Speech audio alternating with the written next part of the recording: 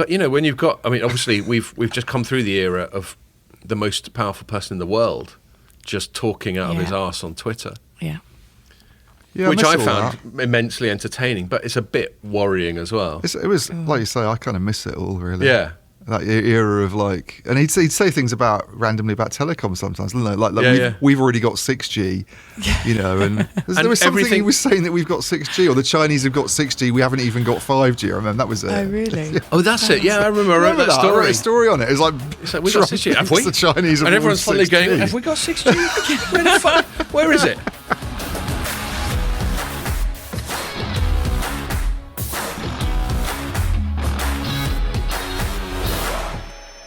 Hello and welcome to another Telecoms.com podcast.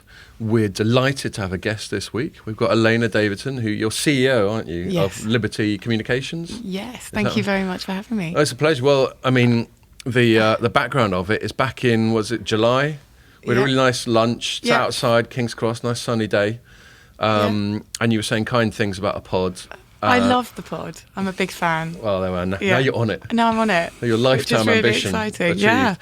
And we were going. You were going. It might be a laugh just to watch you do it. Yeah. And I just went, "Fuck it! Why don't you just come on it?" Yeah. And you took a tiny bit of persuading. A little bit. But here you are. I know. I'm slightly worried about you being deluged with requests from other people. From other people. But, like I said, we've had both Paul and Rich from CC Group on. Yeah. I don't think we've had anyone from Babylon, but those agencies that are quite aligned with telecoms and stuff. Yeah, it's fine. Yeah.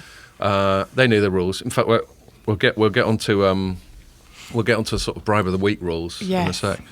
But I will. I'll just crack on. Another lovely day. That's why I'm wearing my lenses. You look lovely. Wear my thank you. Lovely scan. Are you perking up a bit? You were feeling a little bit. We went to 5G World, an Informer event yesterday, and we had a few after. Yeah. So you were feeling that a bit and this morning. Got kicked out of Nando's without any food. No, we did. We tried to go to Nando's, and that didn't work. Some kind of chicken shortage. Or... So in the end, we went to the Ring in Southwark and had 3 bags of nuts.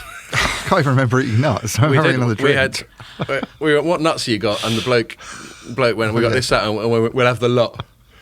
Yeah, so we ended up having salted, dry roasted, and sort of honey. Yeah. I can't believe you went 8 hours without food, with all this booze. Yeah, what are you trying to say? You're trying to say I look like I eat all the time? But I basically raided the fridge when I got back and ate loads of junk. And it's regrettable afterwards. But it's all good. Yeah. It's lovely, and we'll go. You manage a couple after, won't you? Sit in the sun. Yeah, should be okay.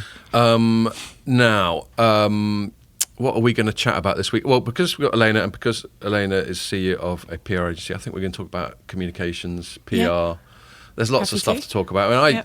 I find I've got a sort of weird, sometimes complimentary, sometimes antagonistic relationship with the comms world, because I kind of consider it my day job to pick comms to pieces. So you should, yeah. And sometimes, as we've chatted about in the past, I sometimes take such a run up at it that it really pisses off the people who've done it.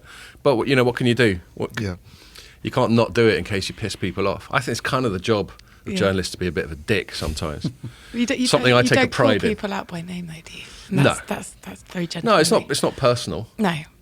It's just business. Just business. I always try and get a slight little Marlon Brando impression. Yeah. Or is that Al Pacino? Anyway. It sounds like Marlon Brando.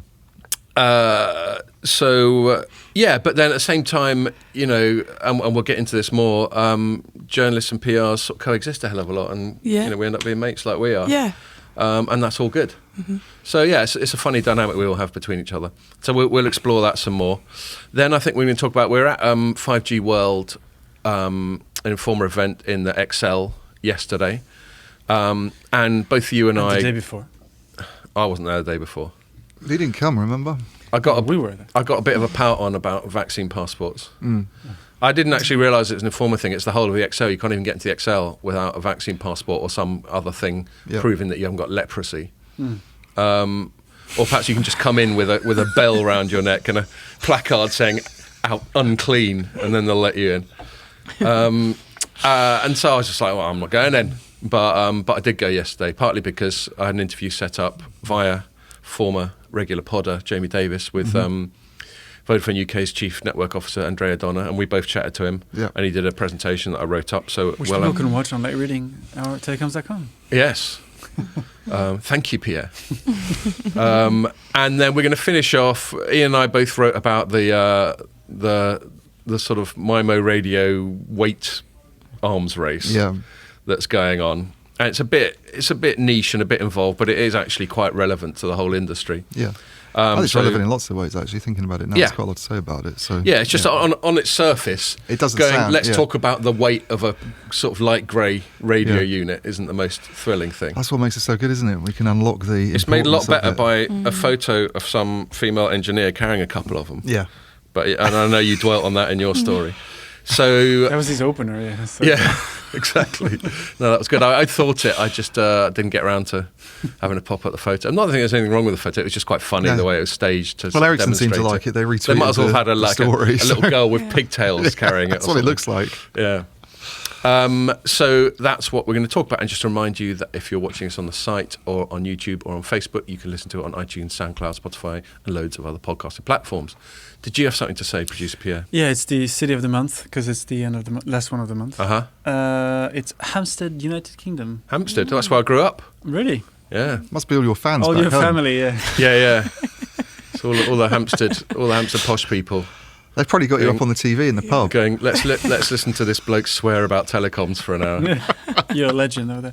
And then the second is Johannesburg, and the third is Santa Cruz, California. Well, that's a mixed bag, isn't it? That's the podium, yeah. Okay, well, thanks all of you. I will endeavour. One day it would be great if it was like Antarctica or something really obscure. Yeah. Or one day we had one person from Guam. Guam. Yeah. Nice one. Yeah. I mean, that is amazing. I could look at the obscure ones if you want. Yeah, that is the amazing thing about electronic publishing of all kinds. Yeah. You know, you just got no sense. You know, like we're sat here now. Obviously, it's not live streaming, but we're sat here now, and you've got absolutely no sense of who's going to listen to what you say. No pressure, Elena. No.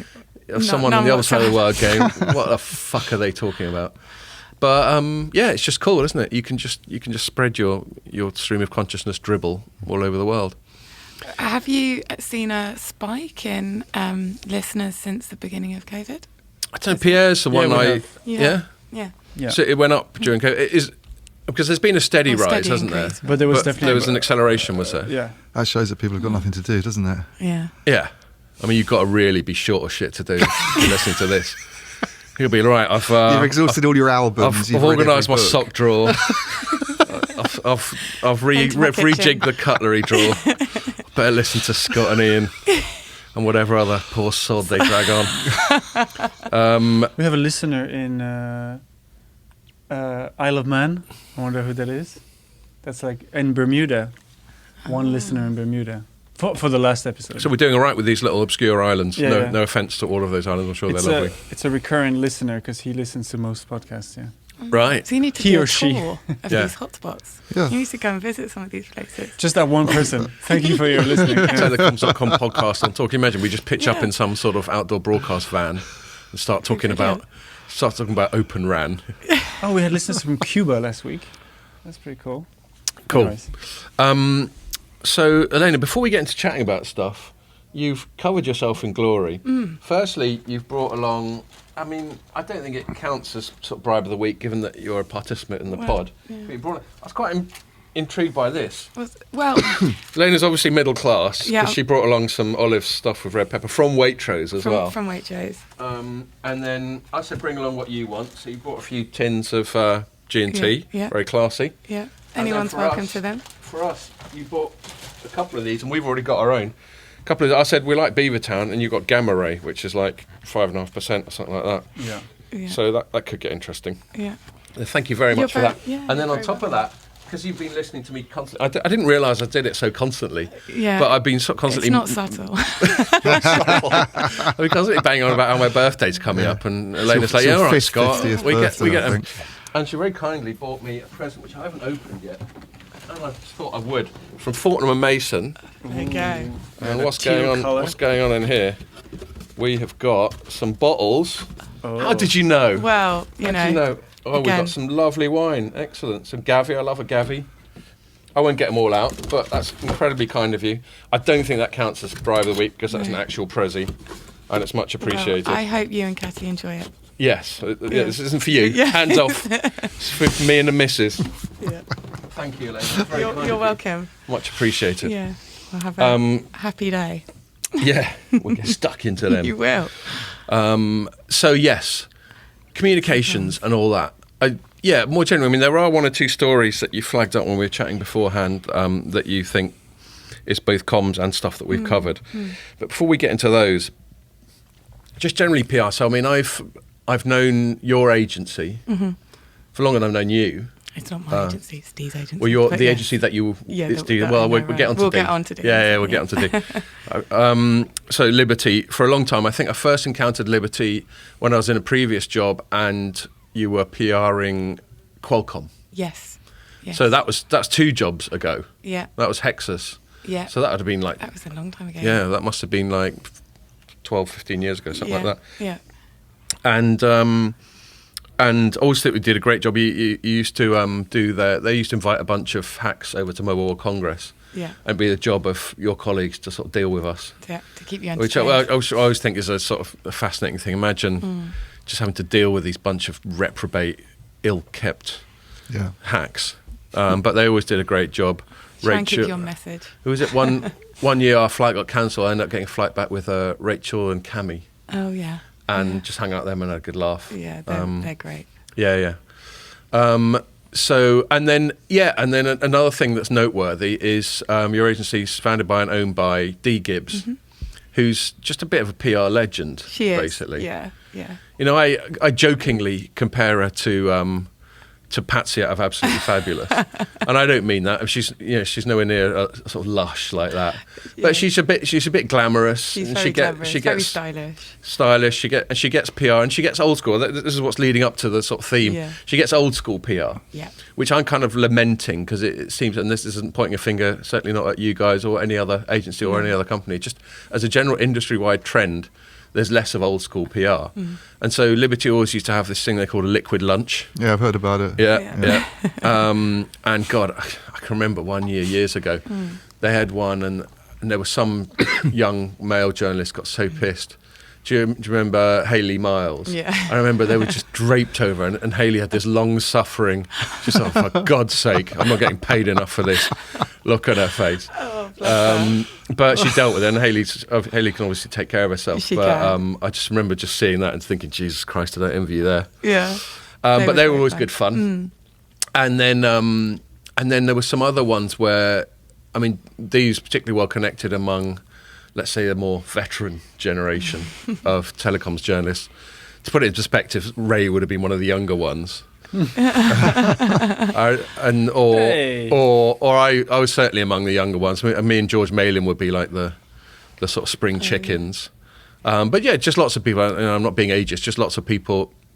You get the impression just from a sort of almost a previous era of telecoms journalism, and they were always great fun. Yeah, we go. So people like Ian Channing and. And Martin Warwick. He was always out for a few drinks, wasn't he? Well, just the people who've been around for a while and who all know their stuff. I mean, all those telecom TV stuff, with the exception of Ray, obviously, know what they're talking about. Yeah. Only joking, Ray.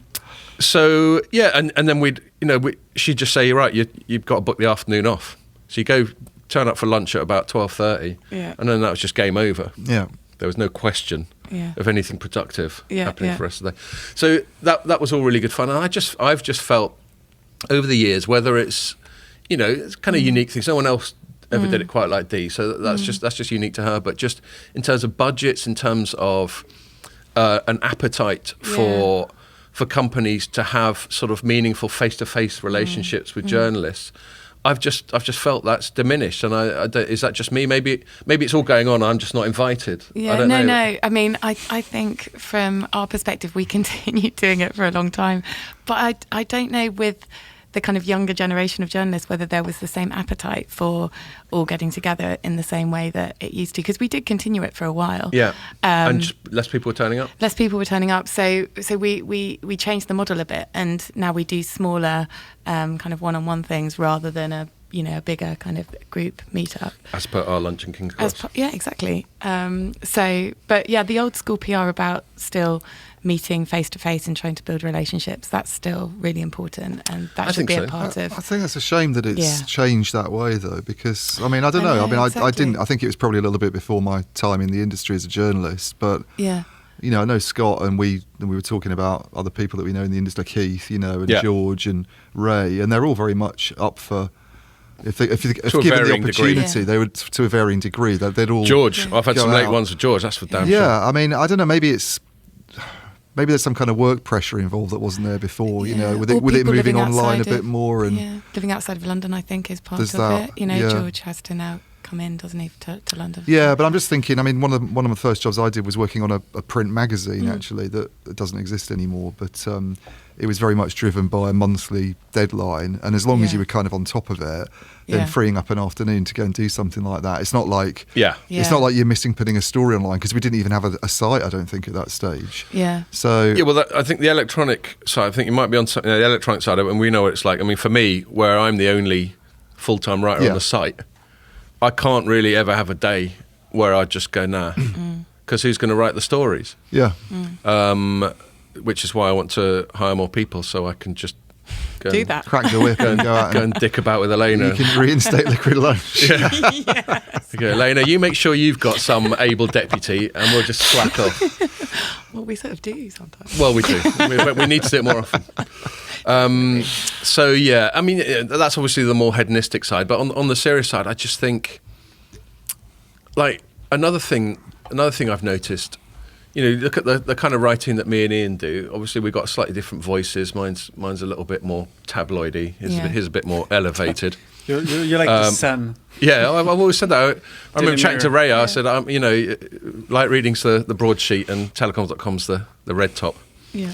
But we both deliberately try and get under the skin of things, and we don't shy away from saying things that are being unpopular. And one of the things you miss out on on the PR side, in my opinion, if you don't develop a relationship, you won't have any sort of kind of continual to and fro and rapport. Not that it's going to stop, not that you can talk a journalist down from doing their job, but you might get a heads up, or you might be able to have a word and go, look, Scott, you kind of misinterpreted what's going on there, or just have a dialogue. Well, your email gets opened if you build a relationship as well with somebody. How many emails do you get a day? Not hundreds. Speculative ones from PRs. It's ridiculous. Yeah. Definitely. When you can put a face to that name that comes into the box, then it's you do definitely read it actually and respond even. So exactly. Someone we met this week actually at the Ed Butterfield. I don't know what agency they H&K, I think. But I think before he started coming out to Vodafone things, and I'd met him at that event that they had a few weeks ago. I'd probably seen loads of emails and just thought, what the hell? Whereas now it's I feel I should respond to Ed when he writes me. So like the two other agencies I name dropped, apart from Liberty, CC and Babel. I'll always look at their emails because again I've got a relationship with them. Yeah, same. And it's pretty much just your three agencies that do it. Other ones are sort of picking up a bit. Axicom from time to time has been all right. H&K, obviously, through Vodafone, they're all right. But the really big ones, we all know who they are. They just don't seem to bother. The really big ones don't bother, and I also find some of the smaller ones, I couldn't even put names to them, actually, but it's a bit random sometimes, isn't it? It's not targeted at all, and it's not even like they've... The worst thing is getting emails, I think, where it's clearly not for our audience. It might not even be to do with telecom. You sort of think, what's going on? And then occasionally you'll get... Well, the other one that I find quite frustrating is when they sort of write to you about something that you've already written about, and the email is like, they've no idea that you've covered it, clearly. And it's like, well, at least show that you've looked at the site. Let alone that really winds me up, actually. Let alone the ones that have automated fields and they just say, Dear X, or Dear Dave, or something. Oh, it's awful hearing that. Yeah. But I had one, actually, that someone, I certainly won't embarrass them by naming them, but they'd sent me a thing. They sent me a thing going, I think they'd been pitching a byline piece. And then within the body copy, it said, we think this is perfectly targeted for Capacity magazine. Right, brilliant. And I got back to them and went, well, I better take it if only to keep it out of the hands of Capacity, hadn't I? And then the PR person was obviously embarrassed, and I wasn't trying to shame him off, I was just making a joke of it. Well, you do learn from those things, though. Well, indeed. So there's that. And do you think is my instinct that corporate PR spend has gone down. Do you think that's accurate? Since when? Let's say over the past decade. Probably. I mean, PR is probably always the poorer cousin to advertising. And I certainly think, we suffer from that a little bit. Budgets probably have slightly gone down. We saw that with COVID. It's probably an easier thing to salami slice. Yeah, exactly. Yeah. Although now things are picking up again. Okay. And actually the technology landscape, you will have seen this too, it was pretty robust during COVID. So we were really lucky, particularly compared to other industries, hospitality. Yes, travel. Anything to do with leisure. Obviously they were really badly impacted. So we were lucky from that perspective. But yeah, potentially budgets have paused, or at least plateaued. And then when everything else is increasing, then it does seem like it's... Relatively. Yeah, exactly.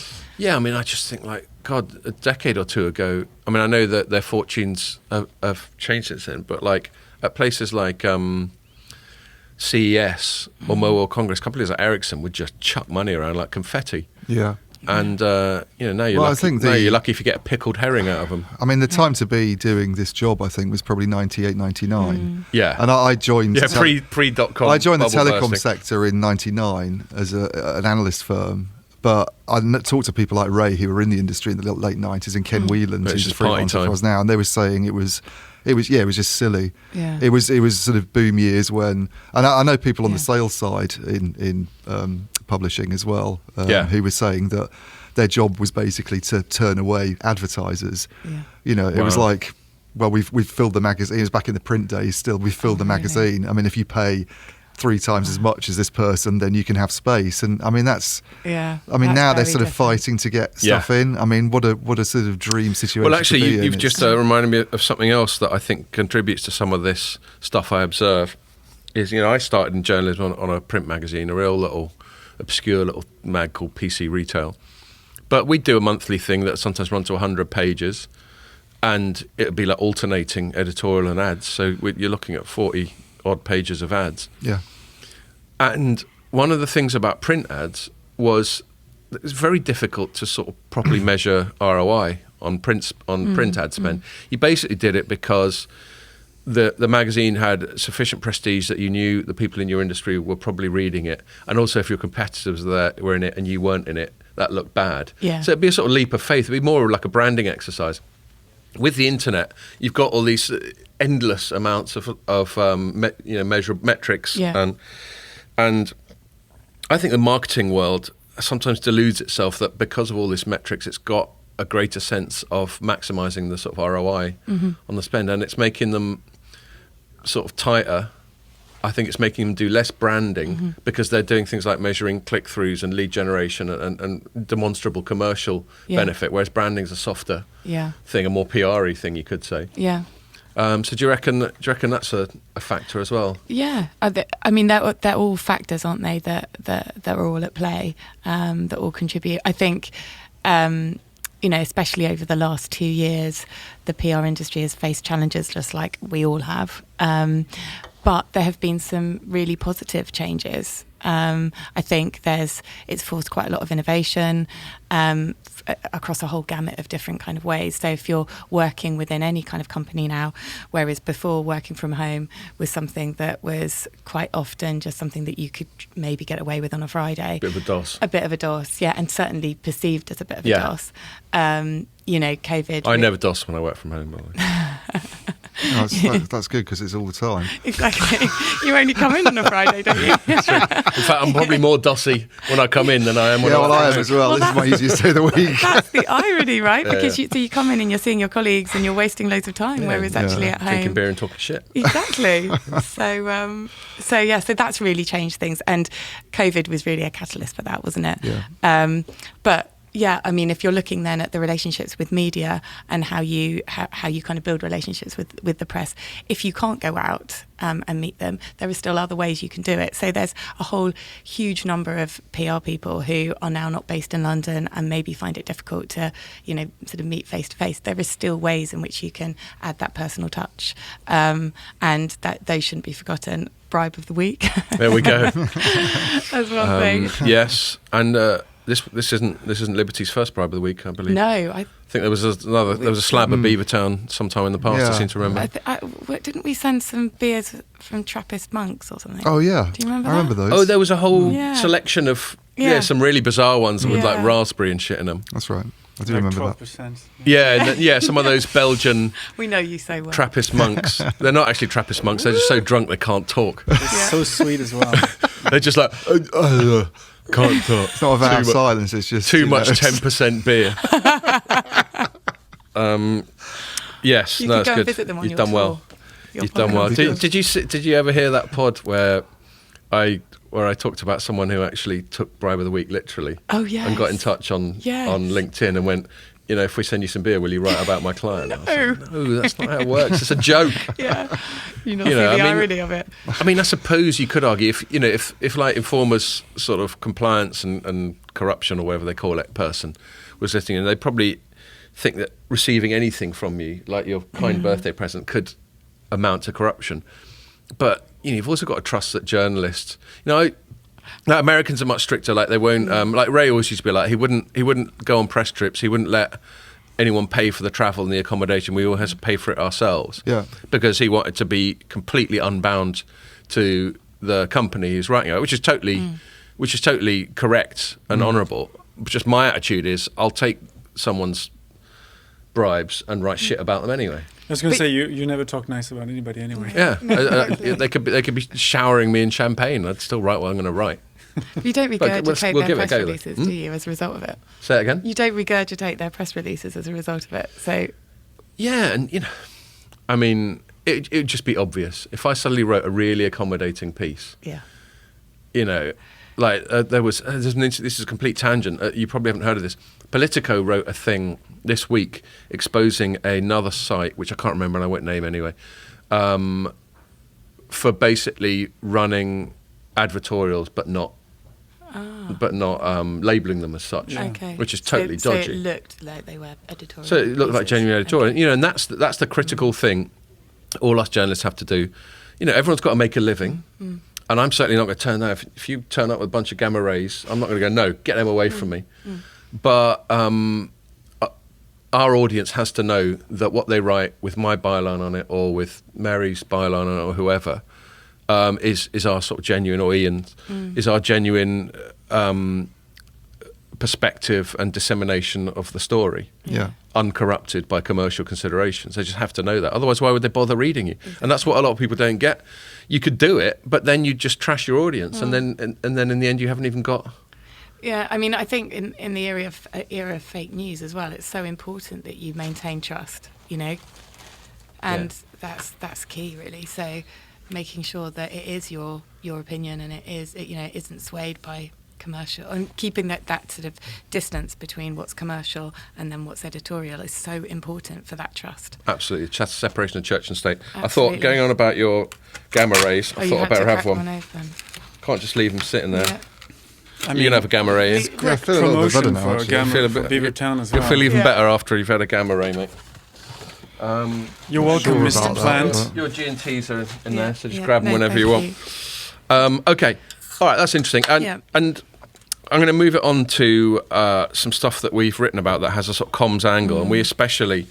The Wall Street Journal got hold of a bunch of, sort of internal documents from Facebook that have shone some light on how it goes about moderating, or as I would call censoring, because that's the kind of crazy radical that I am.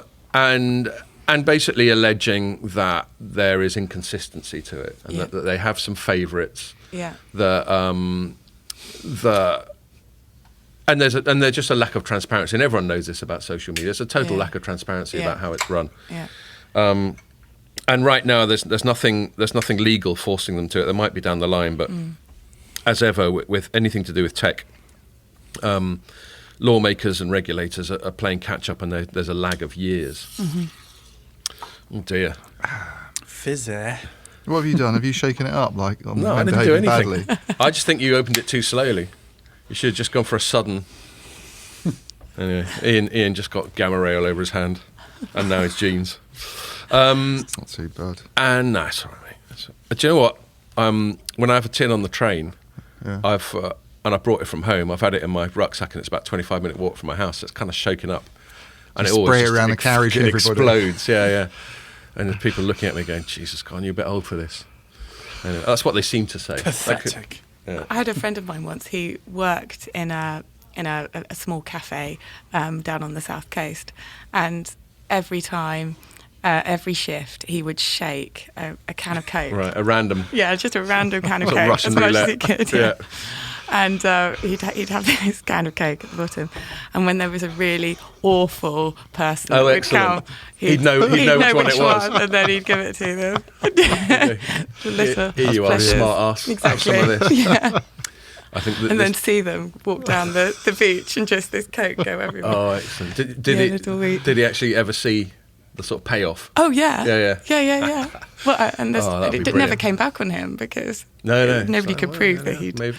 Maybe you sort of can. stepped on a crack when you opened it or something. Yeah, exactly. Sorry, we've... That's all right. That's what we do. We go off on random tangents. So yes, and so the Wall Street Journal has been publishing these revelations, and they don't reflect. There isn't like a smoking gun thing. There's not something that's catastrophic to Facebook, but it doesn't reflect that well on them on the whole. And anyway, and the reason we're talking about it is that after these were published, so listeners may not be aware that the person who heads up the comms side of things for Facebook is a former Deputy Prime Minister of the UK called Nick Clegg, who famously got completely castled. He was part of he was a sort of minor partner in a coalition with the Conservatives. He was the head of the Liberal Democrats. And he got completely played by David Cameron and George Osborne, because they basically made him go back on his signature election pledge, which was to not introduce tuition fees for universities or increase them or something like that. And they just completely castled. They completely checkmated him, mixing up my chess metaphors then. And that was it. His sort of political reputation was trashed. But that didn't put off Mark Zuckerberg, who thought, this is just the kind of bloke I want heading up my comms. this guy who gets schooled by a couple of toffs. And so then he responded and wrote, I don't think I've linked to his response, but the headline in the story I wrote about it is Facebook attempts to play the victim after WSJ, i.e. Wall Street Journal, revelations. And basically what he did was... It was sort of defensive, and I'm going to sort of pass the ball to you again in a second and tell me what you think. It was sort of defensive, as if to say, I mean, what was it? So here's a classic one. This one I find is classic PR. It's sort of like it's denying something without directly denying it. So he quotes, "These stories have contained deliberate mischaracterizations of what we're trying to do and conferred egregiously false motives to Facebook's leadership and employees." Well, what's he actually said there? And what I found most amusing about that is he's having a bit of a strop about them conferring motives. And yet, in his first clause of that sentence, he says they contain deliberate mischaracterization. How does he know they're deliberate? So he's actually attributing motives himself. So it's even incoherent. But anyway, I just thought, as a comms professional, what did you think of the whole story, and what did you think of Clegg's response? Well, I mean, I think the first lesson with crisis comms is always to be prepared, and they must have known that this was coming. I mean, especially because the crisis comms is a distinct subset, where you're dealing with the shit hitting the fan. Exactly. Yeah. And the main, I mean, lesson number one is to be prepared and make sure you've got your crisis comms team ready, and that you've got all your. Are they just a group of people who just sit there? They're just not doing anything. They're in a room. Yeah. And you just suddenly go, "There's a crisis!" with a big red phone. Yeah. They're like a SWAT team. Yeah. The fire station, just like playing. Exactly. Crisis comms people have got to have a pole that they slide down. Yeah, definitely. Yeah, exactly. Sorry, something like that. So they've got to be prepared and anticipate. Yeah, and I just think the statement that he came out with on the blog just came across as a bit defensive. I think you said that, didn't you? And it just didn't look like it was well prepared and well considered. And I think you shouldn't be afraid in situations like that to take your time. It's a bit like if you get a nasty email from somebody, you shouldn't just reply to it immediately. Take your time, go away, step away, go for a walk or whatever. I've been there. Yeah, you will have been there. As I'm there. sure you can imagine, the amount of times when I've made myself have a breather. before hitting send. I've nearly always been pleased that I did. Exactly. And quite often you never send the email. And it's also amazing how sometimes you can write something and you think it's robust. Yeah. But balanced. And then you read it back again and you're like, damn, Scott. Yeah. You want to wind your neck in a bit. It's quite good to write it anyway, though, isn't it? Yeah, just be careful about that send button. Get the anger out, sort of thing. You know, it's like shouting in a room, isn't it? To when there's nobody else around. Oh, definitely. Yeah. And then you just sort of think, right, let's just delete it all. And no, I mean, I think writing and communicating on the whole is very cathartic. And you know, as I'm telling my kids who are doing GCSEs and A levels respectively, writing stuff down, even if you never read your notes, it also has a way of consolidating. Yeah, tapping into different bits of your brain. Definitely.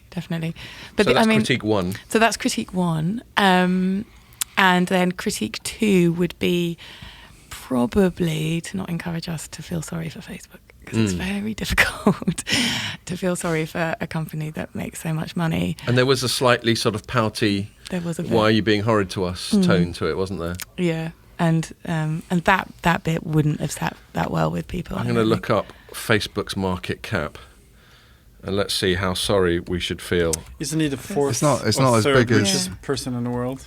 I thought it was. Well, they're not up there with Apple. They're not at the 2 trillion mark or anything like that. No, but they're just short of $1 trillion. Yeah. Short of $1 trillion. On today's money, they're 977 billion. So I don't feel too sorry for them. 30 billion profits, I think. Yeah, and have they moved this week as a result of all this? Has their share price moved this week at all? I don't know. Should we see if we can look at a chart? It's up today. It won't be after this pod. No. This pod will be We'll bring them down. It did fall down a bit on the start of the 22nd on Wednesday. Yeah. And when did I write that story? That was 4 days ago. So yeah, maybe Cleggy did force the share price down a bit. Well done, mate. Possibly. But the other thing is that it shows the power of the press, doesn't it, with exposing stuff like this and then enforcing change. So yes, it's a really good thing, and I'd really encourage people to read the Wall Street Journal article, because it's it's great. Well, there's a sequence of them now. Exactly, yeah. Yeah, have you been following that at all, Ian? No. It basically, I mean, you know how I'm always banging on about censorship and all that sort of thing, and we had things like social media suppressing the Hunter Biden stuff, and we had AWS killing Parler and all that sort of thing. It's just there's just constant drip of evidence, or at least circumstantial evidence, that they're just constantly trying to manipulate the public discussion for whatever reason. I think it's mainly commercial. I mean, I think everyone accepts that Silicon Valley tends to lean towards Democrats rather than Republicans. But I think, nearly all companies, they're driven by money, not ideology. Yeah. Like my dad, he's older, he doesn't get out and about that much, he spends a lot of time on Facebook, and it just does his head in now. He doesn't see half the shit I put up. Because they're manipulating it, because some algorithms decided that they're more likely to directly or indirectly make money from him if he sees a different load of stuff. So it's not what is advertised as being as just this pure communications platform. It's very heavily curated. Is that what these stories are about then? Them sort of having control over what you see? Yeah, them putting their thumb on the scales, basically. It's there's nothing pure about it. They're constantly making basically editorial decisions. Right. So I don't know. Because it was very much. Sorry, Lena. No. I think there was just also this report that they had. Allegedly sort of covered up, or not at least communicated about the impact of particularly Instagram on teenage girls and boys, but in particular teenage girls, and the findings that Instagram made them feel worse about themselves. And then there's the whole discussion about the impact of social media on people's well-being, and social media is only part of it. That's hugely culturally affected, isn't it? I mean, look at Love Island. That's a huge part. We don't. Yeah. Do you watch Love Island? No, I've watched it once. It was awful. Yeah, I've never watched it at all. But I see adverts for it. Yeah. Yeah, see adverts for it. Right. Is it on Netflix now? Just every night. I can't believe what Dave just said on Love Island. Oh, babes. Oh, babes. Well, I'm in love, babes. You'll be in the next series. Yeah. If I ever had a Love Island part of my life, which I didn't, I'm well past it now. Cool. Did you know that it's my birthday soon? I'm going to be 50. Yes. Yeah. But I think... What would you have done? What if I was Facebook? If you were Clegg? If I was... well, I wouldn't have sent or at least written such a defensive response, I think, would be my... What would you think, like both as a comms professional and as someone who's just reading about it on sites like Telecoms.com, what would you like to have seen? More honesty, more... even if you're buying time, which, let's face it, within a big corporate organisation, you do have to buy time because you can't make things happen immediately. But just saying, look, we feel for those people affected. We take this seriously. We are going to do something about it. And we will update you as soon as we know more. Something like that at least goes to and at least plays to what people want to hear, rather than feel sorry for Facebook. We've got all these researchers. It's a bit of a tangent, but is there like a PR strategy to avoid giving a no comment remark? Yeah. By sort of faffing around, if you see what I mean. Because I've noticed quite a few times recently, and it's not with agencies, it's usually actually with the companies themselves. Yeah. When I've tried to get someone to say something on record, and it's gone to the sort of main PR person that you're dealing with, they'll sort of not come back to you straight away, and then they'll say something like, "Oh, well, I can't get hold of the right person," know, or "We don't have anything to say on this at the moment," or something. Well, and it's almost like because I think they know if the journalist goes and writes that sentence that says the company had nothing to say or declined to comment, it looks like a bit barbed. I mean, it looks like you've. It's almost like an admission of guilt sometimes, isn't it? You know, and we don't want to get so and so declined to comment. Declined to comment just doesn't reflect well, I don't think, on the company. And I notice increasingly recently they just seem to try and avoid anything. They don't want to say anything, but they don't want to give you a no comment. I think they should. I think they should decline to comment. Like when I was chatting to Elena before we did this, Elena's in PR, so she's not necessarily. You're not necessarily used to being in front of the camera, as you literally are now. No. And I was just going, look, if we talk about anything that for whatever reason you're just not feeling it, just say I'm going to plead the fifth on this. Yeah. I'm going to take a pass. I don't think there's anything wrong with it. Yeah. And I think people appreciate the honesty. If you just come on and go, look, I've got nothing to add. Yeah. I've got nothing. Yeah. I think not commenting, that proper journalism, which I sometimes do, but not that often. Should involve you, whenever you write about someone, constantly reaching out to them for comment. One of the reasons I've given up, other than just intrinsic indolence on my part, is you just rarely get anything useful back. So, if you're going to be really rigorous and you're going to be like a sort of Bloomberg or BBC or FT or something, then you'll always do it. Yeah. But then you've also got the resource to do it. You've probably got someone who can just go off and do it for you. Yeah. But I personally don't think there's anything wrong with them going, we don't currently have a comment on this. What you're basically saying is we've got nothing useful to say on this. In fact, I wouldn't mind if they said that. Well, sometimes it's better than actually getting back, as you say, in the comments that you do get back sometimes are, they're so bland and evasive. And for someone like me, that just antagonises me and makes me want to be more of a dick towards them. Because you're like, you really think that's... Because then you feel like you should use it in the story. But and also, when they send back sort of like a paragraph of text, half of it irrelevant, it's probably been lifted from another press release. And it looks really boilerplate, It's like, well, what do I do with this? Because, you want to, I want to reflect that you said something, but at the same time, this isn't actually a very useful response. So, no, and I think people within agencies and within corporates as well need to understand the position of journalists in terms of telling the news. So sending something that's really meaningless because it's just been taken out of a press release is just not going to build a relationship, and it's just going to harm the future collaboration that you're going to have. So but it's very common, sadly. With media training, which happens with most company executives, media trainers tend to say, don't say anything, don't talk off the record. So everything's on the record. Well, that's certainly good advice. You can talk off the record, but don't ever assume. Yeah. If you're talking to a journalist, that it's not going to end up getting written up. Exactly, but I think that can lead to some sort of over paranoia. You see a story I write about this. Yes, well, it can lead to paranoia and caution and obfuscation. Yeah. And I put myself in their position. I think it comes from the top. The company has got to have the culture where there isn't a blame culture, where you try and say something like, we'll get onto it in a sec when we're talking about chatting to Andrea Donner yesterday.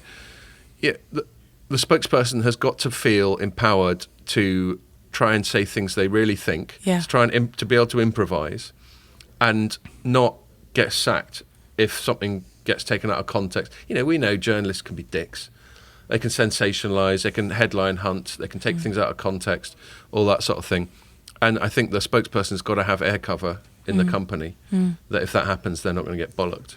Well, the fear of failure is something that I just think inhibits companies across loads of different, areas. So it's not just spokespeople, but it can inhibit creativity and innovation across lots of different sectors.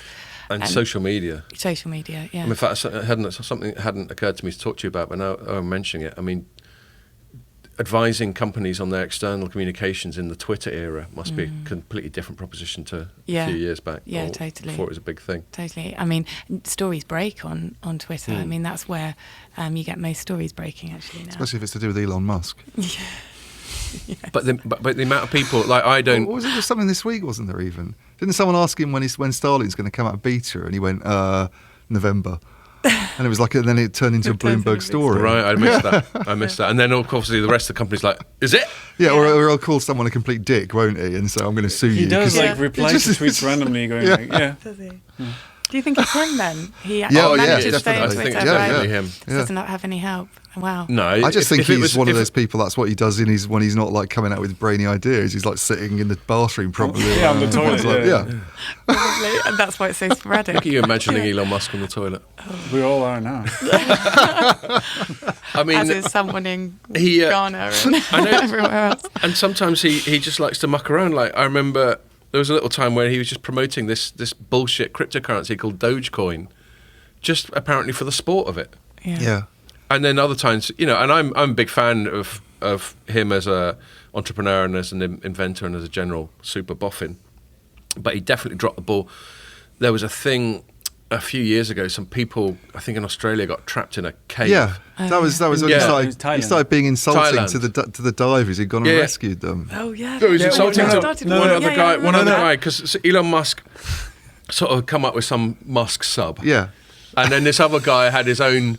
Not so. Well, I think he was just a diver, wasn't he, or something? No. The best part is like, first of all, a British guy in Thai, little sus. Like, I know. He's basically inferring he's some kind of perv. Paedophile. Yeah, there was a court case over us. British white guy in Thailand, little sus. I think the guy sued him in the end. Yeah, he did. I hope he got a few quid out of him. I don't know if he won, but. I mean, and that's no diss to Elon Musk, who I still rate, but that was a serious miscalculation. Yeah. But when you've got, obviously we've just come through the era of the most powerful person in the world. Just talking out of his arse on Twitter. Yeah. Which I found immensely entertaining, but it's a bit worrying as well. It was, like you say, I kind of miss it all, really. Yeah. That era of like, and he'd say things randomly about Telecoms sometimes, like we've already got 6G, and there was something he was saying that we've got 6G, or the Chinese have got 6G, we haven't even got 5G. I remember that was it. Oh really? Oh, that's it. Yeah, I remember. I wrote that story. I wrote a story on it. It's like we got 6G. Have we? The Chinese and everyone's suddenly going, have we got 6G? Where the fuck? Where is it? And he'd always his tweets always ending in an exclamation mark. It was like talking to a teenage girl rather than a 70-year-old man. But anyway, so they've been, go on. That's been a whole big news story, hasn't it? This week, Biden and Boris. Right. Yeah. Kermit the Frog. Did you hear about that? No. What was that? So you didn't see Boris's little faux pas yesterday at a. No, we were in the pub. Oh yeah, you were in the pub. Okay, so he in one of his addresses he said something like, "I want to equate this to Kermit the Frog, who once said it's really difficult being green. It's actually not difficult being green. Tumbleweed, honestly, nobody responded. He presumably talking about ecology, yeah? Yeah, he's talking about ecology and sustainability. That's how clumsy is that? Why did he do that? Did someone write that for him? Yeah, do you reckon? He must have done. Or he thought or he's freelancing, he's just like, I've got a bloody good joke. Right? Yeah. This made them laugh at the Bullingdon Club. It's bound to go down well on the global stage. So clumsy. Yes, listen to bless it, him. Bless him. We have all these just complete mutants in charge. Yeah. Anyway. I thought you were going to say that he compared Biden to Kermit the Frog or something. No, he didn't quite do that. That really would have been... Meanwhile, Biden was just sort of nodding off in the corner. Who does that make Boris then? Miss Piggy or something? Well, he referenced Miss Piggy as well. Did he? Did he? Yeah. He ran with it. Oh yeah, he ran with it. Honestly, no response. And he's just like, I'm doubling down. Fuck it. Yeah. The problem, all in. the only reason people aren't laughing is I didn't make enough Muppet references. Let me dig deeper. Yeah. I have to watch this now. It'll be on YouTube somewhere. Yeah. Look that up. Yeah. That's a good one. Have a look at that. Cool. Well, unless you got any other thoughts on the sort of comms and PRE side of things, I'll sort of move it along to other stories. Yeah, of this week. Yeah, go for it. Cool. We're probably running out of time. Yeah, I mean, as you probably gather from the pod, I'm terrible at time management on this stuff. But if you're going off on a fun tangent, I don't ever want to sort of nip it in the bud. Okay, we can go until 4 today. We could we? So we got half an hour. Cool. You're not doing another thing, right? So we went to 5G World, which is like, it's run by my employers. So, back to the thing about separation of church and state. Yeah. That's the other thing journalists can do is telegraph biases. Mm-hmm. I mean, like, I telegraph biases, like, we didn't get around talking about it, but it always makes you laugh when I wind up sort of Europhiles. Oh, yeah. And then on the pod, calling them out. Yeah. Calling them out in the comments. Yeah, exactly. Can you imagine? It must make them squirm even more. Well, if they watch the pod. But I've said this many times on the pod, don't fuck with journalists on their own comments. Yeah. I mean, I'm holding all the cards. Yeah. Not that I'd censor someone unless they were really out of order, but... Do you post all the comments? Yeah. Yeah. I mean, there's a lot of... You've got to deal with a lot of spam and, course, and people trying to... Well, actually, I haven't done that. I was going to say... I'm too cute for a 9-to-5 job. Come to my page. I know. I was going to say people trying to flog dick pills, but I don't think that's happened very often. Yeah. That's a bit from a previous era, the dick pills thing. We're not going to talk about dick pills. We're not going to talk about dick pills. No, but it's just it's an example of the kind of spam that you might get. That's all I'm saying. The bots. Yeah. I don't need them anyway. No. Yes. I'm fine. Good. So what was I just saying? 5G. Oh yeah. So kind of interest. 5G World we're at is run by my employer. So I'm not going to say too much one way or the other about it, because even I, unfiltered though I am, I've got some sense of who pays the bills. I would say, as a brief review of it, it was smaller than before, as you'd expect, but I think good effort from Informa for actually making it happen at all. Yeah. When you consider, as the American euphemism, the headwinds they're dealing with. And it was cool. I just went yesterday and I went in the keynotes and listened to Andrea Donna and then Jamie. You missed on Wednesday. It was busier. There was quite. It was busier the first day, was it? Okay. Quite a bit of people. Yeah. And then we chatted to him after. And so the more interesting thing, with all due respect to 5G World, from a telecoms point of view, is the chat with Andrea Donna. And I'll sort of pass the ball to you, Ian, as I've just been banging on and haven't given you much of a shout. That's all right. Especially now that you perked up, now you've had a couple of beers. Kind of perked up. So why don't you give us your sort of appraisal of his keynote and or your chat with him and why it was interesting? If it was. Yeah, it was. I mean, I sort of chatted with him about things that he didn't talk about that much in the keynote, actually. But I mean, his whole keynote message, I think, unless I've got it wrong, which I'm sure Jamie will tell me, was about them. Jamie more or less wrote the keynote. Do you know that? Well, I think he was. Yeah, and he's also been quite involved. Our little Jamie, writing keynotes for Vodafone. Well, I think he's been quite involved in trying to sort of bring together the different strands of what they're doing to try and make it into a coherent sort of tech strategy. Would you have ever thought that he could get strategic? Well, it's interesting because we know strategy. Him. He's definitely got a beard strategy, which is to make it really long. But it's not like Brian Blessed. But I suppose it's interesting for us, I guess, knowing him, because PR is obviously very, very involved in trying to sell the message that the executives are, that they're basing their strategy on, I guess. And I mean, what I took away from his presentation, and I talked to him on camera a little bit about it, which is on the Light Reading website, was this sort of move from being a telco to a techco, and a lot of the things that they've been talking about recently to do with evolving the core to become a standalone core, and this partnership they've got with AWS for edge computing, and a lot of the rollout sort of IoT services, a lot of the other strands that they've kind of come out with announcements on the last few months about. The idea is if you stitch these all together, the kind of, the end result is greater than its parts, and you get this sort of amplifying effect. And the intersection. Yeah, there's the word intersectionality or whatever. Yeah, well, I took fun with that because it's also got this big culture wars angle to it, which is obviously not what they're trying to say, but that's what I'm like. And the whole thing is, it's not.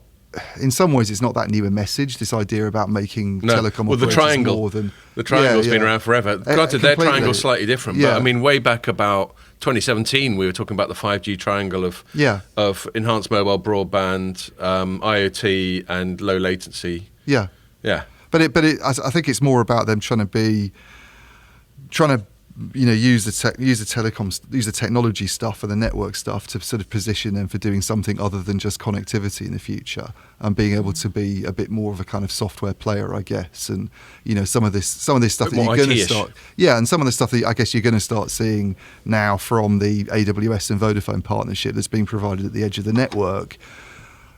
We don't really know what that's going to be yet, do we? I mean, we had that presentation they gave a few months ago, I think now, where they were talking about sport. I think there was a sports company, wasn't there? Was the one that really stuck out for me. Oh right, yeah, and they where you can they have like embedded sensors. They have embedded sensors and yardage and all that. Yeah, sort of. And you have like people who have wearable, rugby tops on, for instance, or putting sensors in the balls and being able to transmit the information more quickly, and putting sensors in their balls. Well, you could even do that if that takes your fancy, but basically being able to generate the data. If you can generate the data more quickly, then there's a kind of advantage to that for the people involved in sports planning and management and the referee, and therefore there's a revenue stream potentially from that sort of thing. Yeah, they're trying to find what the when I did my video interview with them, I sort of rather glibly sort of went the killer app, and I know that's reductive and oversimplistic. Yeah. But one of the reasons we talk about a killer app, in fact, I plugged my video interview on a Dean Bubley tweet because he was talking about killer app for 5G. And by the way, Dean, because I know you listen, on Twitter you went, "Oh come on," and I went, "Pick a Friday." You haven't picked a Friday yet. What's going on, mate? Pick a Friday and we'll get you on. And I went, good question, because that's what I asked, and then linked to my video, because I asked Andrea that in my video interview. And of course it's a bit of an unfair question, because he's not going to pick one. Yeah. Because you don't know. And the point he was trying to make, and it's a bit of a follow-on, like you've spoken a few times about, killer apps for 4G being sort of mobile internet things like Uber. Mm. And we're not sure what the killer apps, or the killer use case, or the killer anything, I'll stop saying killer now, is for 5G, but the smart money is it being on a B2B thing. Yeah. Where you get it could be B2B to C. Yeah. But it's going to be everything to see at the end. Yeah, it's going to be something that comes out of. I mean, this is the interesting thing about what Vodafone are doing. It's going to be something that comes out of evolving your network to be ready for that. Yeah. So it's no use just having it architected the way you've got it today. You need to put the intelligence at the edge of the network to be able to get the low latency stuff. Exactly, because it's just pure matter of physics. You need to invest in 5G standalone, because if you don't, you can't do things like network slicing and very easily. I think you can do it, but there's sort of benefits that you get. So he's the man behind the technology strategy. He's basically trying to get the network ready, I suppose, for when those sorts of services might come along. The question of what the services are, I mean, that was talked about not just by Vodafone. There was Orange on earlier in the day or the day before, and then I spoke to them separately. I mean, quite similar topic they were talking about. Right. So there's a general sense that most operators have a similar strategy. Yeah, well, they were talking. They've just opened this new lab with Google, actually, because they've sort of announced Google as their main cloud partner. I mean, we can talk about hyperscalers and whether that's a really good idea. We'll save that for next week, innit? We've got Danielle coming on next week. Which I did ask Yves Belligo at Orange about, and he was sort of conscious of, not sort of putting all your eggs in one basket and trying to. And yet he has. Well, I don't know if they have actually in Orange's case. Okay. I mean, the partnership they've got with Google, it doesn't sound like it precludes them from doing some of this stuff themselves, for instance. They're very keen not to be locked in, and I would say, in fairness to Orange, they've probably done a better job than a lot of operators of having a really diverse base of suppliers. I mean, for instance, they pretty much use all the network operators for radio equipment. I mean, in France, it's only Ericsson and Nokia, but I think that's to do with sort of French regulations around not using Chinese equipment. But they've tried to keep a sort of real mix in there, and this is one of the reasons they're interested in Open RAN. Yes. But he was the point. Going back to the original point, it's that he was asked on the panel that he was on about commercial services and how they would plan for those, and what the business models are, and he just said it's just too early at the moment to know. And I asked Dario about this, who's an Omdia analyst, on a video I did with him, and he said he thought it was really interesting because he said, I bet if you asked AWS or Google, they'd have a very different answer. They'd probably know exactly what the commercial model is going to be and what they're doing. Well, they know what suits them. And this is where I maybe worry a little bit about, because operators is, I don't think internet companies just make architectural changes and faff around with the network side of things without having a clear idea of what they're trying to sell, and what service they're trying to provide. And I think maybe, it's putting the cart before the horse, isn't it? You could say. And maybe this is one of the problems with 5G, actually, is that we've not, it's been around for 2 years now. There's one argument that we need it anyway because it's just a more efficient technology. If it comes along, well, you're always going to have another G. It's like you change your car tyres. What are you going to buy? Something that was produced 20 years ago, or the latest tread that doesn't come off on the road as quickly. So you're always going to, when you're upgrading that network, you want to go and get the latest base stations. You want to go and get the latest technology that makes it more efficient to run. But it's not that from a sort of service side of things. It's not. I mean, Google doesn't go on about our data centers are so brilliant because they've saved us all this money and and it's much greener. They don't have to talk about that because they've got this amazing sales story that goes on every year, and they and that's the exciting thing about them from an investment perspective. Whereas operators are forced to sort of, it's all about how they can get the margins a bit higher because the sales are just doing that, and everybody's thinking, well, when's the next point when they go up? One thing I was going to ask Andrea, but I ran out of time. But, I was trying to ask him moderately shitty questions. Yeah. Not being adversarial, but also pushing back on whatever his sort of party line was. And one of the things I was going to go, because a lot of the stuff he was coming out with in his presentation and in conversation subsequently is, how operators can be, the old cliche, be more than dumb pipes, be more than just utilities, add extra value over and above the basic business of bandwidth. And I was going to ask, you guys haven't got a great track record on that, have you? Yeah. You're a bit shit at it. Well, I asked him that. You did? I didn't put it that way. No. You're more polite than I am. He started off talking about what it means to be a tech co and saying that this is what they want to do, move away from connectivity. And I said, well, there's not, we've heard this story from operators before and it's never really worked out. So what makes it different now? And I think he was trying to sort of tie it back to a lot of the things that they're doing at the moment have come along. They can take advantage now of standalone. They can start migrating the network and moving things out to the edge. They've re-architected the optical stuff that they're doing. This Red Stream investment, they've put a lot of effort in there. But you still sort of feel that services bit's missing. It's like all credit to him because he's not a commercial guy. He's a technical guy. Yeah.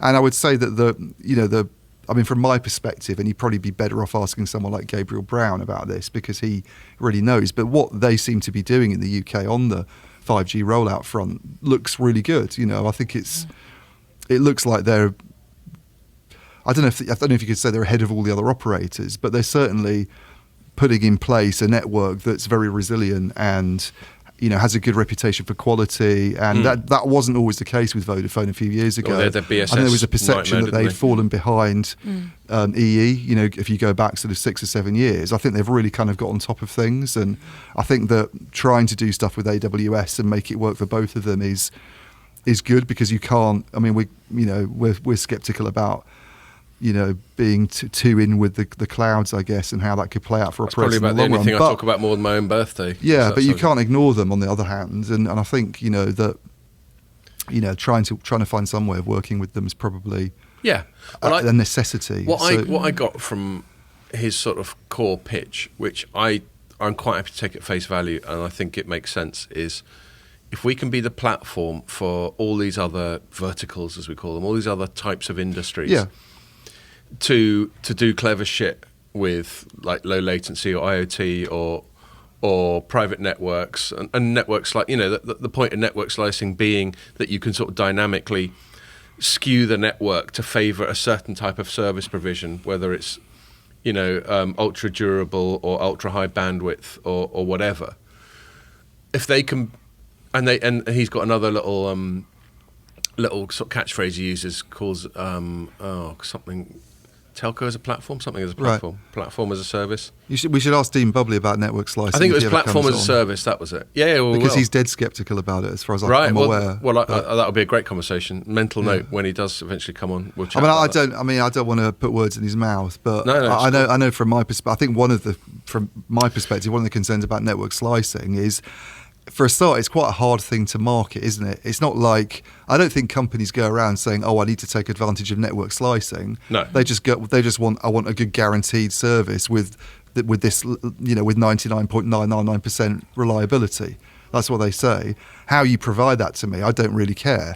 Yeah. They're not interested in network slicing. And the other thing is that one of the trends is this private 5G network thing that's going on, which also includes big organisations buying their own spectrum licenses and maybe even building a network where their operator's not involved.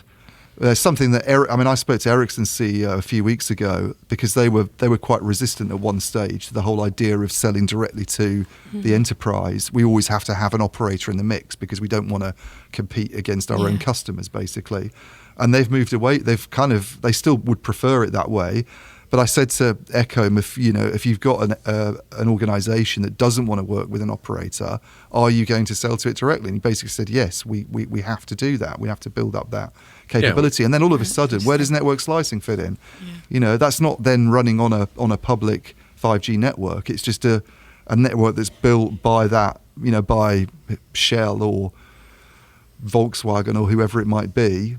And so do they once again get frozen out of all the action? So there's no need for network slicing then, in that instance?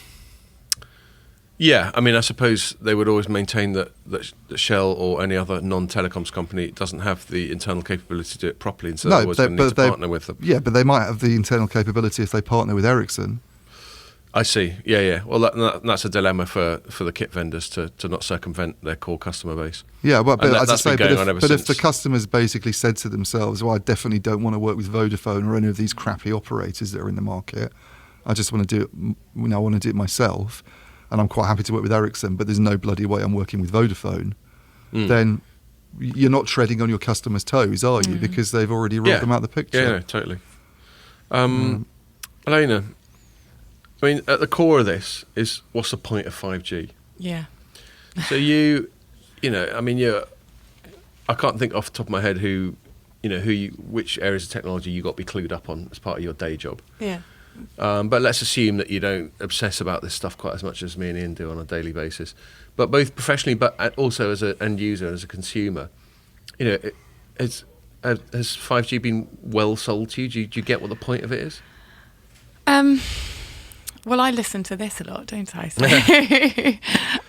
if you're talking about what your average consumer thinks about 5G, I think there's a lot of there's a lot of unease and lots of people don't know what it is. And I think even you said on one of the recent podcasts that if you're, as a consumer, you've got a 5G phone, it automatically quite often bumps you down to 4G anyway. Yeah. But you never notice because 4G is good enough. So you just don't care, do you? Exactly. The only person who cares is Pierre, so that you can look at his little speed app and see that he's got 800 megabits per second in the corner of the building. I've always said it. It's because it plugs. My coverage is not great, but then there used to be a lot of nut spots that now have 5G. There used to be a nut spots, so that's a good thing. So it's good for you. Well, that's going to lead on to our final bit, but what were you saying? Well, just that it's kind of been overhyped a little bit, hasn't it? I mean, we've been talking about 5G for years and years and years. Now everyone's talking about 6G. Already? Are they? Well, quite a lot. Well, it is coming up more and more, I think. Yeah. Do you remember one of the segments we did recently, Huawei wrote a book on it? Yeah, I know. Oh, yeah. Have you read it yet? No. I don't even know if it's published in English, to be honest. But Huawei's position on its interest, because I was on a call with them this morning with Eric Xu, and they were asked about 6G again, and he mentioned the book. Right. And he said this before, so it's not really news. But I hate he people who also always plug in their books. Yeah, I mean, one thing he said is we don't want to see it really politicised, which sort of ties into the whole, balkanisation of which the market, is disingenuous, if you ask me. But there we go. But the other thing he said was, and he said this before, is, do we need it? It's no use. It's no use. I think it's an interesting point, and it might be self-serving in their case, but in some way, but. We can't just have another standard for the sake of having another standard, I think is what he's trying to make the point. It's like, maybe there is a need for the evolution of these networks to continue where all it is more and more gigabytes and more capacity. And I suspect that's always going to happen. But is it fair to always describe that? Do you always need a new air interface or a massive overhaul of the technology to do that? And or is it more of a kind of evolution of the 5G standard that allows that to happen? Because if you're going to have something like that comes along, and the thing about 3G when it came along, and even 4G, I would say to a certain extent, and I don't think it's really happened with 5G, is that they actually got marketed to consumers as. I remember 3G was like the internet on your phone, 3G. That operators tried to double their customer spend by selling them a voice service with a data plan on top, and then 4G was basically making that work properly because 3G, loads of things just didn't work out. Basically, the handsets weren't good enough. The technology wasn't perhaps good enough. Bandwidth just wasn't good enough for most things. Yeah. There was too much money spent on licenses, arguably, which delayed network rollout. But then all of a sudden you got this 4G standard, and then for the first time, I think for a lot of people, and then with the Apple iPhone coming along as well, it was like the internet on your phone. Yeah. And I think with 5G, it's all been a bit sort of... Which didn't even have 3G. It's been quite subdued. I mean, you do see billboards and stuff about it, but it's just like... It's like those sort of Virgin Media ones about we're the UK's fastest network. Yeah. It's like that kind of marketing. It's faster. I think you're completely spot on. It is about marketing, which sort of gets us back onto comms. Yeah. And I'm sure you can see why it's appealing because it's such an easy thing. One better. Yeah. It's such an easy thing to convey to a mass market, isn't it? But the whole G thing, 3G, 4G, 5G, there was a time when people didn't know what that G meant. No. And then now it's evolved that people do, your but I don't think people know might... what 5G means, do they? Well, I think they just think other it's than faster. one better than 4G. No, and I don't think they understand that it's more of a B2B play. No. Well, but they shouldn't have to. No. Because for them, that's not. I don't think that's important. No. But if you're going to market it to consumers, then 3G was compelling because it was for the first. I mean, I remember 3G coming. It was like, oh wow, you can get the internet on your phone. Yeah, that's weird. I've only ever used it to make a phone call. That was quite a radical change. Yeah. And it's conceptual. And Maybe now, it takes 10 years. People just get their heads around it. It's faster. It's faster. Yeah. So if 6G is just going to be, it's faster, is it right to, and I think this is the thing that Eric Shue's on about, is that they probably don't want it just to be that. Yeah. Can you really sort of, I mean, if they can make a lot of money out of selling equipment and something, maybe they don't care because it's an operator problem, actually, the marketing of it. But I know there are people in the industry that want 6G to be something much more than just a faster network. I mean, you hear people talking about, in fact, I think the guy was actually at 5G World. There's a guy called Professor Tafazoli from the University of Surrey, and they're heavily involved in the UK. Yeah, they're heavily involved in 5G. Yeah, and they've got relationships with a lot of the vendors. I mean, their vision of, and Ericsson's talked about this a bit as well, their vision of 6G is that it should be something that almost supports a sort of virtual reality experience. I mean, they're talking about doing things like being able to taste and smell over a connection.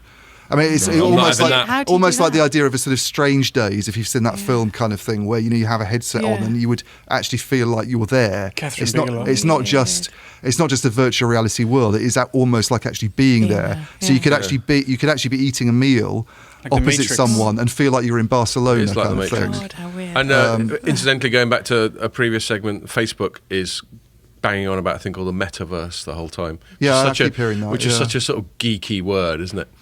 But yeah, they would love the idea. These big web scale, these big internet companies would love everything to be digital. Yeah, they don't like this. They don't like us sitting in a room. Well, they're not making any fucking money out of us sat in this room. They would rather we were doing this over the internet and it was digital. Yeah. Because then they're involved. Yeah. And so everything about their whole raison d'etre.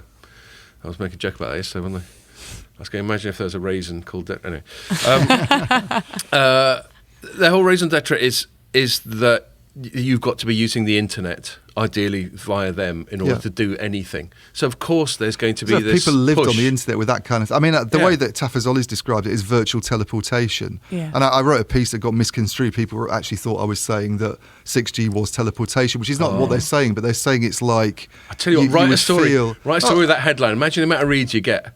Official 6G is about teleportation. I played it up in the headline as a joke, but then people were like, well, it really is teleportation. It's like, no, like if you read the first paragraph, you see what they're saying. But I like the sort of big thinking about it, because that is quite visionary. If you could, I mean, I'm not saying it's necessarily a world I'd like, but it's quite visionary to think in those bold terms, I think. And Ericsson's talked about that sort of thing before as well. Whereas I think if you, and probably Huawei wants it to be something really radical and revolutionary. They don't just want to say, oh, it's more gigabytes, it's more capacity. And actually, that's kind of what 5G's turned out to be so far. I mean, that triangle, with the ultra, I can't even remember what they are now, Scott, but enhanced broadband reliability. It's bandwidth, IoT, and low latency. I mean, they don't call it that, but it's still low latency, which is maybe the most interesting of the three. It's still kind of a better network experience, isn't it? It's very much really, a B2B proposition. Yeah, and it's not really. It's not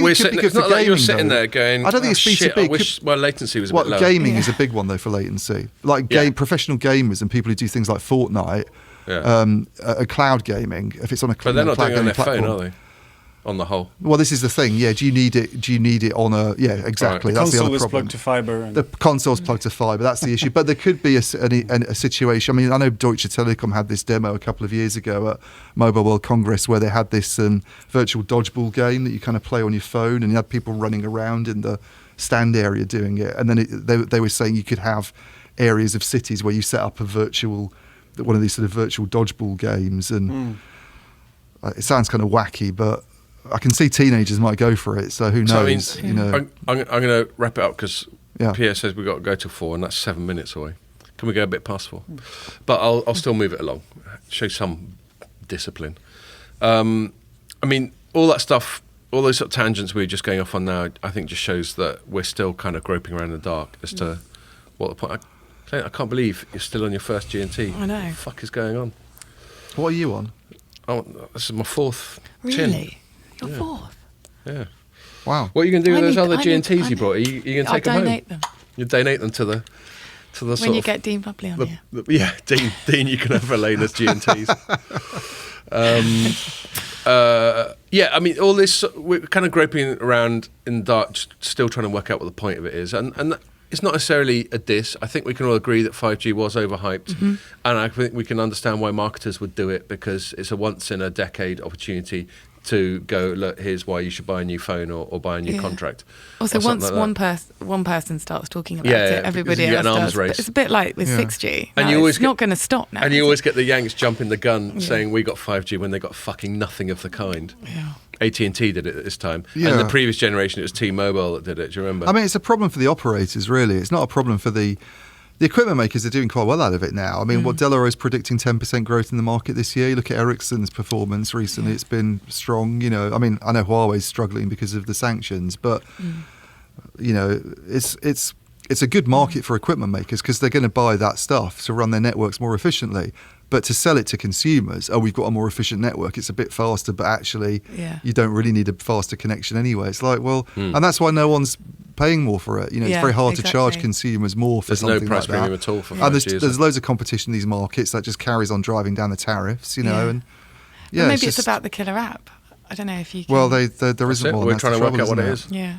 Well, I just say it's going to have to come in business, but it will be a business thing, I can't see it happening. If there's a killer app in the consumer market, the trouble is, I don't think the operators will make money from it. No, Uber's... That's true. I'd say arguably Uber. I know Dean will disagree with me on this, but I think Uber's like the 4G killer app. Well, he has disagreed with you on Twitter. Yeah, he has disagreed with me. Could you use it on 3G? Well, I don't think you could. I think my experience of 3G, whenever I walk around London, is that, and I've gone off a 4G network, is I can hardly even get a web page on the 3G connection. So I can't imagine how Uber would work very well on it. But I mean, in theory, perhaps it should. But not well at all. Not well. So I would say something like Uber. I could barely check the footy scores in Norfolk this summer. I would say something like Uber is a good 4G killer app. Yeah. But who made money out of that? Yeah. Uber did. It wasn't the operators that made money out of it because people were just buying their phones and paying for a connection. Video on 3G was very Video's a killer app probably on 4G actually. Watching any video on the But who does that? I mean, how many people watch video on a 4G connection on their phone? You'd be surprised, man. Outside, you're in the park. Like if you ever commuting on the train, like I commute on the train because I live in Hertfordshire. On the bus. The amount of times, especially when I used to actually come in to the office as a sort of general commuter thing, and I'd be on the train, it'd be packed, Yeah. And I used to, it was almost sort of voyeuristic, but not in a pervy way. Just interesting watching people fucking about on their devices. Like I've noticed that women, the way young women used to navigate through stuff on their phone, it was so quick. They'd be like Instagram, scroll, next thing, okay, onto Twitter, and they'd do about 10 tasks in a minute. And they're really quick at typing as well. Multitasking. It's multitasking. I know. That's where the cliche very much. And they've got a little video playing in the top corner and everything as well. Yeah, and there was just so much, but they dwelt on each. These people that I was spying on over their shoulder dwelt on each individual thing incredibly briefly. Yeah. It was all very fleeting. Yeah. But I mean, video is a good one. But again, it's not the operator, it's Netflix, isn't it? And Amazon Prime. So that's what I was going to say. And I saw a lot of people watching telly on their phones when I was coming. That's why. What about sport though? Yeah. Sport, I think, is you watch the football matches, don't you, on your phone? But the operators don't make money from that again. No, but again, like Instagram videos and Snapchat, TikTok, these are all videos on 3G. Good luck. I think you need 4G for that. Well, you get certain platforms and certain people who can serve video better, and things like TikTok. All these ones that are designed to be incredibly compressed, incredibly short for the attention span of these people that I used to look over their shoulder on the train. Well, that's a worry, isn't it? The attention span's getting smaller. I know. I mean, and my attention span's always been quite shit anyway. But I'm old enough that when I grew up, we didn't have this stuff. Yeah. What's it going to be like? If I'd grown now? up a generation later, my attention span, I probably would have walked off by now and just gone off and I don't know, jaywalked. But I'm certainly concerned with my kids, and I'm sure, and I know you got kids as well. I'm sure you think about sort of rationing device time. Yeah. Because it's a completely different kind of interaction. Yeah. And it's hyper stimulating. Yeah. And they can have whatever they want. Kids need to be bored every now and then. That's when they go off and do cool things. Yeah. Cool things like come up with a killer app. Make paper aeroplanes or something. Or come up with a killer app. Anyway, okay. Let's move on to the last thing. We'll keep this one short and sweet. Ian and I both wrote about... in fact, this has definitely got the most reads by quite a long way. You're all right for time, Elaine? Yeah. No, I'm just... got the most reads by quite a long way, which surprised me, actually. When I wrote it up, I was like, is this even worth a whole story? Yeah, fuck it, I'll do it. And it got the most reads, which... This is one of the things about being a journalist. It's really speculative. I mean, all you can do is write stuff. And, I've got some sense. I know that, like, for example, big kit vendor stories will normally get the most interest. And then some other big operators, like Vodafone, whatever, BT. And then some geopolitical stuff, like stuff to do with China, tends to get quite a lot of stories. Yeah, I can imagine it does. But sometimes something surprises you. And so this one, the headline was, the Ericsson massive MIMO diet yields 12 kilogram radio. By itself, you're not thinking that has got to be the story of the week. No, I wouldn't have thought that was the story of the week. You wouldn't, would you? I would not. And yet it is. I mean, like more than twice the amount of reads as the next thing, which incidentally was Lithuania reckons some Xiaomi smartphones contain hidden censorship tools, which is a completely different story, which I'm not going to get into, but that was the second most read thing. Can we talk about that Spectrum story? Because I thought that was quite interesting. When you were showing me what stories have been what most was the popular. Spectrum? Remind me, what was the Spectrum? It was a fluke that it ended up being. Oh, so I was showing Elaine. Oh, I shouldn't have done it. It's quite unprofessional. I was just showing Elaine Google Analytics for the whole fucking year. She's probably going to go off and tell people. No, I definitely won't. Don't worry. I would be breaking the trust. No, and I know you wouldn't. Yeah. I was only joking. And I just showed it for the whole year. And by far the most read story of the year was one we wrote right at the start of the year. I think Mary wrote it. And the headline is something along the lines of AT&T raises some like $1 billion in order to buy Spectrum. Yeah. And it was a half decent story at the time, but it wasn't a big deal. The reason it went completely ballistic was a fluke, because it turns out, and I didn't even know this because I'm UK based, that there's actually a telecoms company in America called Spectrum. Right. So I think the vast majority of the people who clicked on that thought that we had scooped like an investor story. AT&T buys Spectrum. Yeah, so AT&T is buying this company, and no one else had written it, and we got the fucking inside track. Yes, and we didn't put a capital S in the story, so it's not our fault. Yeah. And believe me, it didn't occur to Mary, it didn't occur to me that there could be this ambiguity in the headline. But yeah, that's basically why it got an absolute shitload of reads, which is quite funny. And a few people even moaned in the comments. And I know you find it entertaining when people try and pop in the comments, and I give it back with interest. You know, they were going, well, you've been deceptive. And I'm like, it was lowercase s, just fucking maybe get your head out your ass. And yeah, do you know what disappoints me, Elena, when I decide to get a bit leery in the comments, is how no one ever just then comes back. I'm quite looking forward to a bit back to and fro. It's like one time they get pushback from the journalists and they shit themselves. Yeah. It's disappointing. I know. They need to up their game. So, so this Ericsson thing, basically, long and short of it is, with 5G, there's a couple of things going on with radios. There's the basic physics of 5G where if they're using mid-band spectrum, like 3.5 gigs, its propagation characteristics mean it's got shorter range, so you need more radios. If you picture like every bit of coverage is basically a bunch of circles, isn't it? Where you've got a radius around a base station. Yeah, well, they're not doing that. Well, just let me talk some shit, and then you can tell me where I'm wrong. And if something's got a larger radius, then the geometry says that you need less of them. Okay, this is my simplistic, done-down Scott language. And so spectrum for dummies. And so with mid-band spectrum, if there's a shorter range, then in principle you're going to need more of them to cover the same area. And then the other thing that's happening is this massive MIMO. MIMO stands for multiple in, multiple out, doesn't it? Yeah. Just in case you're going to fucking start stealing my thunder again. And that basically means tons of antennas sending parallel streams. So, you know, and the pipe analogy stacks up on this. You're just with more streams, you're making a fatter pipe. And so this means that you're going to have to deploy tons of these radio units. And the cost of deploying the radio unit is quite directly proportional to how much it weighs, because it's a lot more hassle to put up a heavier thing. You know, it's not just the physical effort of elevating it and sticking it up there, but you presumably got to have stronger mechanisms to keep it from falling on people's heads. We chatted about that a few pods ago, didn't we? Yeah.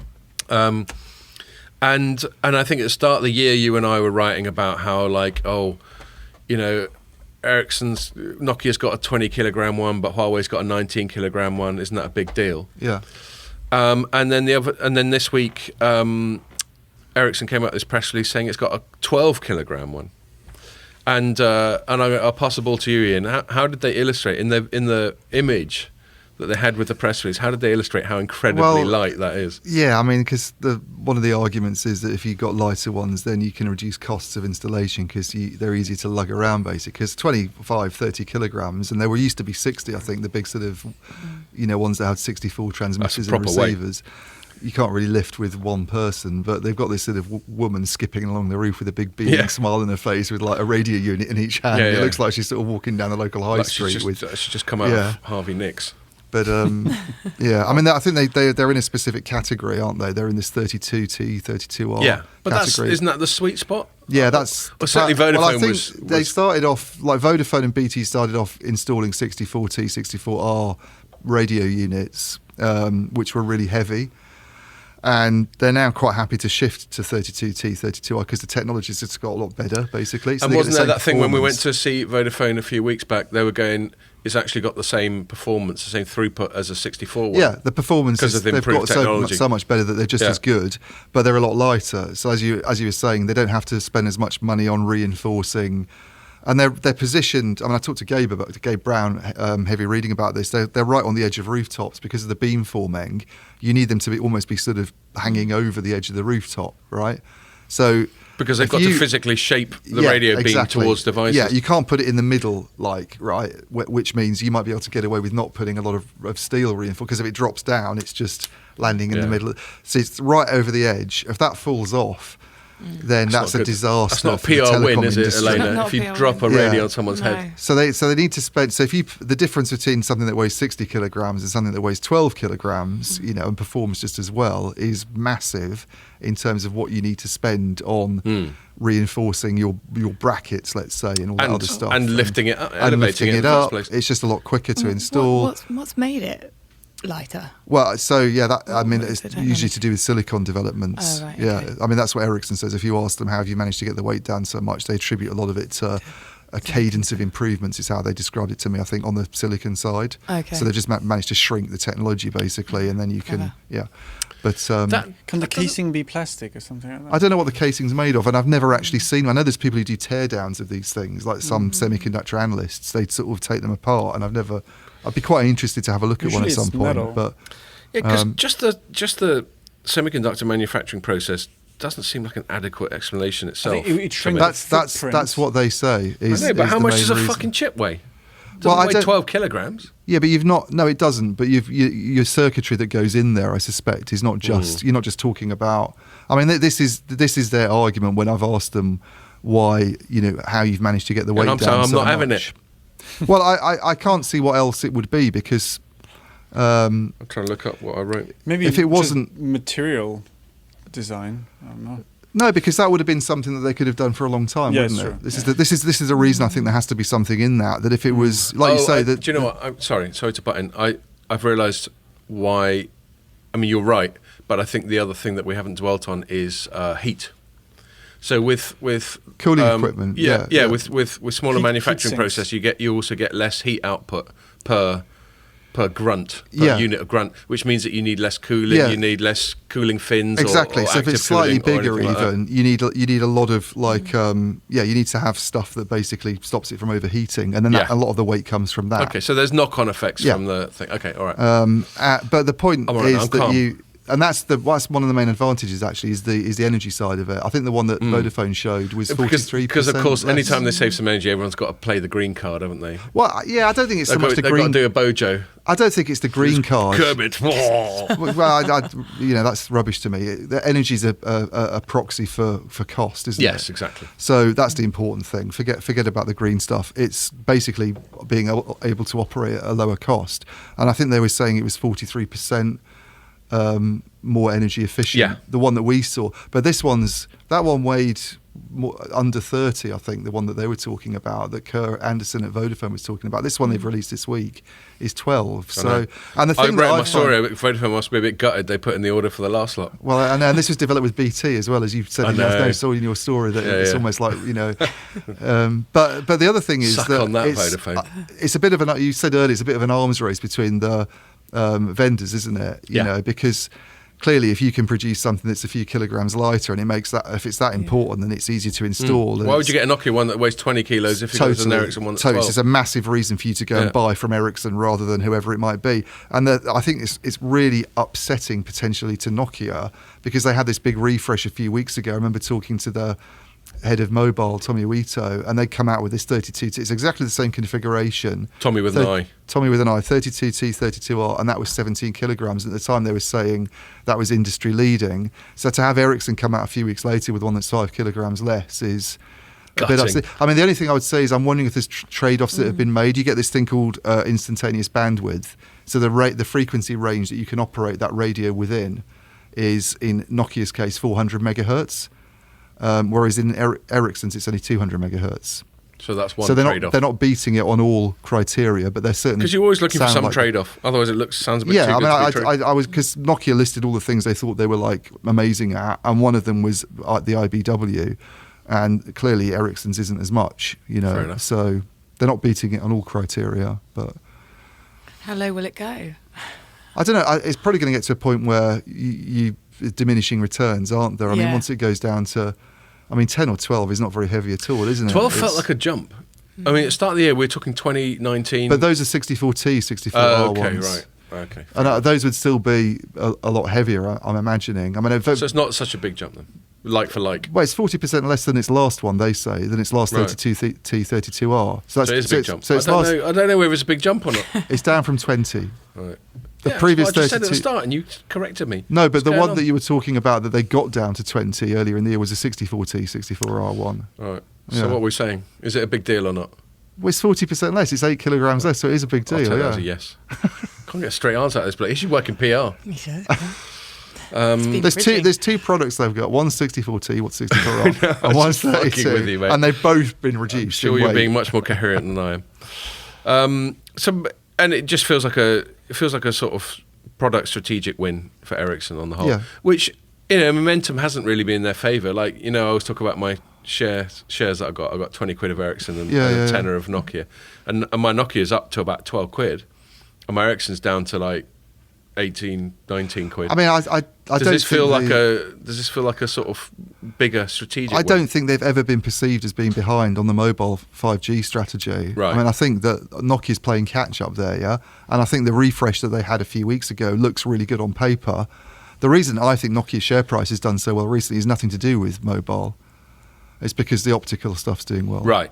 It Yes. Go down quite a bit in the past few days, though. Pierre likes a bit of dabbling on the stock market as well.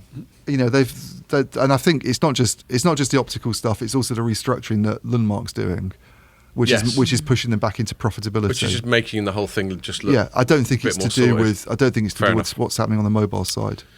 Cool. Okay. Well, look, Pierre's let us go for quite a long time, and then I want to finish off. So you've been listening to the pod for a while. Yeah. What was it like being on it? Brilliant. It's good fun. It's really quite relaxed, fun, isn't it? Really relaxed. It's really just, entertaining. It's just sitting in a studio and talking shit.